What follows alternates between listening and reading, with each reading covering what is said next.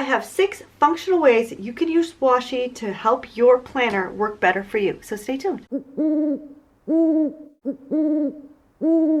Okay, so washi is pretty. Of course, washi is pretty. We all want washi in our planner. But washi is also extremely functional, and today I have 6 ways for you to use washi in your planner to help keep your planner working like a real workhorse for you. Alright, let's get started. Okay, so my first couple of tips are going to be about actually cutting the washi so that you can get nice clean edges and nothing ragged. So you don't have to go in with scissors and try to cut into crazy corners and you just can never get it cut right where you want it to cut. So the first thing I wanted to do is making washi more narrow. So let's say you have these washis and you want to put them here along this line, but you can see that it's a lot wider than that strip. Of course, you can use a more narrow washi, but the standard washi is either too wide or too narrow, so we're going to make a custom width of washi. Now first you have to pick a washi that you can trim down, because this one, it's too wide, the butterflies are going to get chopped.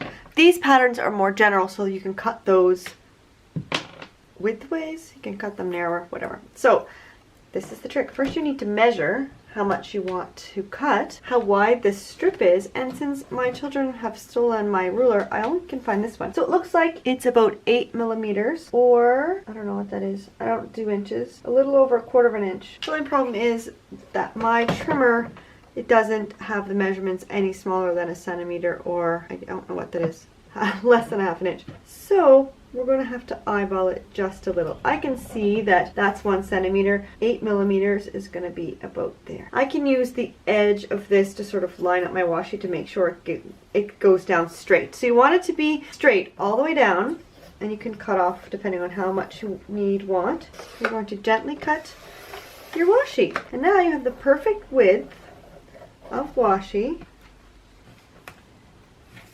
for your planner.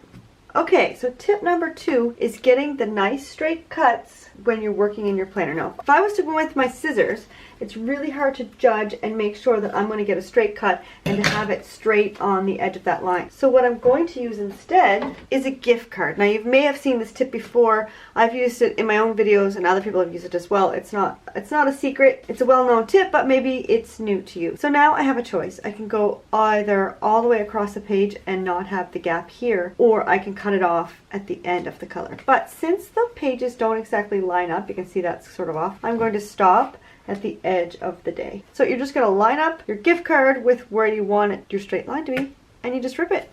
Easy peasy. So now I have this piece. It's easier to lay it down and cut each edge again, but you can of course line up this straight edge with the edge of the strip. It's up to you. And then this one's still hanging loose. And there you have it. Pretty washi and your own custom width. Okay, on to tip number 3. Let's say that you are going to plan next week, but you're not going to do it right now, but you have things that you know you're going to need when you are planning, like an appointment card or Post-it or things with dates written on, or just pieces of paper that you need to shove in your planner, but they risk falling out. So what you could do with these little pieces of paper is washi them in until it's time to come and actually plan out your week. So you can just stick them in randomly or neatly or however way you want, or you can even tape them all together and then use them with a clip. You can clip them in as well, but maybe you don't want the bulk of a clip. Maybe you have a Post-it that's lost its sticky, so you can use that to stick it back down. Washi is really versatile at actually being functional and not just pretty. And you can also tape a bunch together so that they hang in there and then tape them down, even with the same piece. One word of caution when you're doing this is to make sure you have confidence in that washi, that when you come back at the end of the week, it's going to lift back up easily. It's going to stick for the week until you need it. It's going to stay put, but when it comes time, it's not going to rip your page. So 2 things to make sure. The washi is not going to lose its sticky and fall out before you get a chance to go back and use it. And also, the second thing, when you do lift it up, it's not going to rip your page. I have complete confidence in the Carpe Diem washi, so that's what I'm using. Okay, next up is tip number 4. I suggest that you use washi to mark your pens and your tools. If you're going to an event or you often lend out your pens and your tools, marking them with a bit of washi will let other people know that it's your pen and that you want it back. So if you have a favorite pen or a favorite tool, a little twist of washi on the end will make sure that everyone knows it's yours and that you want it back. Another thing is if you have pens that tend to lose a bit of their juice after a bit of use, you can mark those with a bit of washi as well when you purchase them. You can even add the date of when you bought it in a pen that writes on washi so that you always know which one is the juicy one. Sometimes pens, this is one of those brush pens. Sometimes pens, you want one that has a little more ink in it. Sometimes you want one that's a little bit drier. Or sometimes you just want to know which one's the old one and you need to get rid of that one. And the new one is going to be a new color or it has a date on it or whatever, so that you know when you're grabbing it out of your dish which is which, and you can grab the pen that you want, the pen that you need quickly. On to tip number 5. Let's say that you have a busy day or even a busy week coming up, and for the most part you use weekly spreads and that has been good for you in the past, but every once in a while you have a busy day and that one little column for your day is not enough. So what I suggest is adding in a daily schedule for that day, or that week. Maybe you have 2 days. You can cut the pages in half and just put either in the center fold your extra page, or maybe say it's Wednesday, you can put it here and then have it fold there. But that, you'll run into the risk of it sticking out of the book. So you can trim it too. If you want a Wednesday and you just want a little bit of extra space, you can trim it so that it fits inside the book, but you still have all this extra room. But for now, I'm going to stick it into the seam of the book. And let's use this one. We haven't used this one yet. So the easiest way I found to do this is to actually put the washi on the page first. I'm going to try not to cover up the times because that's kind of probably why I want to use it. And then I fold back the washi and put the folds right into that center seam. And then I will smooth down the washi.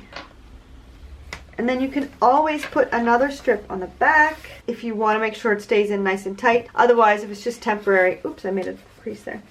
That's okay. Doesn't have to be perfect. Otherwise, you can just leave the one, trim the top. This I don't know, I don't think this would work. I don't think it would work with the card because you've got the fold. If you could get it flat, I'm sure it would work. Yeah, it works. Otherwise, you can just use your scissors. Yeah, that didn't work as well as the bottom one. But there you have it. An extra page in your planner for busy days. And this page comes from the Carpe Diem daily inserts. And you get notes on the back. And now on to tip number 6. So this one, we're going to make a pocket with washi. Now, you just need 2 pages. You can either stick it to 2 pages of your planner like this, like I can stick these 2 pages together, or you can use the last page of your planner and the back cover. So I think what I'm going to do is use this back cover. So what you're going to do is you're going to trim down your page to the size of your pocket. So I'm going to do about halfway, and I'm going to mark it with a ruler and use my scissors because it's hard to get this into a trimmer.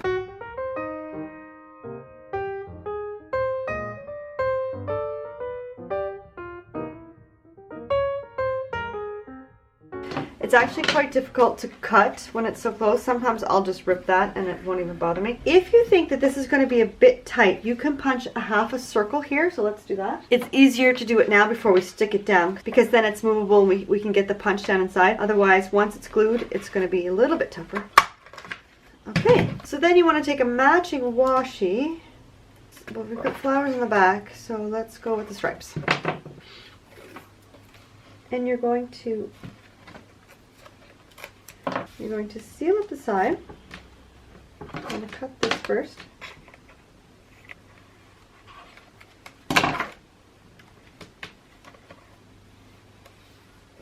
And then seal up the bottom.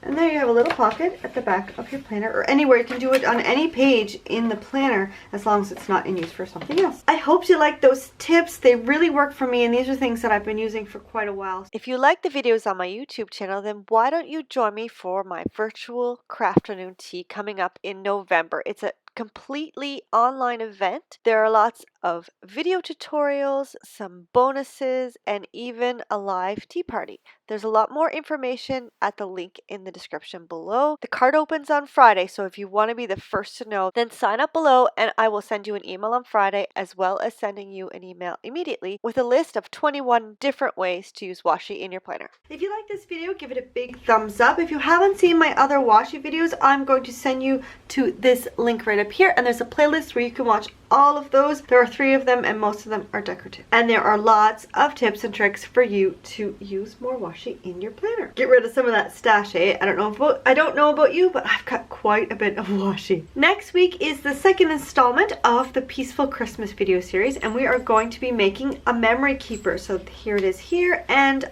you will get to see all of that, the process for that, in next week's video. So make sure that you are subscribed and have the notification bell turned on and turned on to all videos and not just random or selective or whatever it is. You can click here on my little face to subscribe. If you've already watched the washi videos, here are 2 other ones that you may like. Have a fantastic day and happy planning.